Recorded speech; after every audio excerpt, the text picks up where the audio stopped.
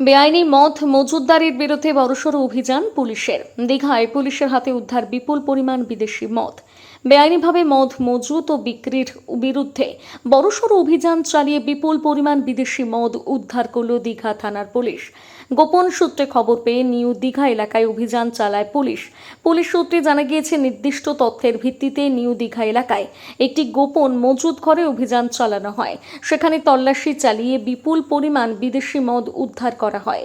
ঘটনায় বেআইনি মদ বিক্রির সঙ্গে যুক্ত দুই ব্যক্তিকে গ্রেপ্তার করেছে পুলিশ। ধৃতরা হলেন সুবিমল জানা ওরফে ট্যাবল, বয়স 50 বছর, বাড়ি পূর্ব মুকুন্দপুর, এবং অমিয় রাউত ওরফে সুজন, বয়স 41 বছর, বাড়ি পশ্চিম মেদিনীপুর জেলার মোহনপুর থানায় মজুরবেড়ি এলাকায়। পুলিশের পক্ষ থেকে জানানো হয়েছে, উদ্ধার হওয়া মদের বিষয়ে বিস্তারিত তদন্ত শুরু হয়েছে।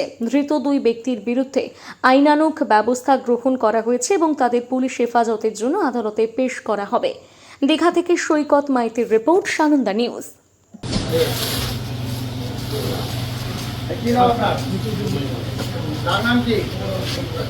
এই ব্যবসা আপনি কেন করছেন? এখনো তো করছেন, ওটা তো কর্মচারী, আমাদের কাছেও খবর আছে। আপনাদের বারবার বারণ করা সত্ত্বেও আপনি ব্যবসা করে যাচ্ছেন। সরকারকে কিভাবে ফাঁকি দিচ্ছেন? কেন করছেন এই ব্যবসা?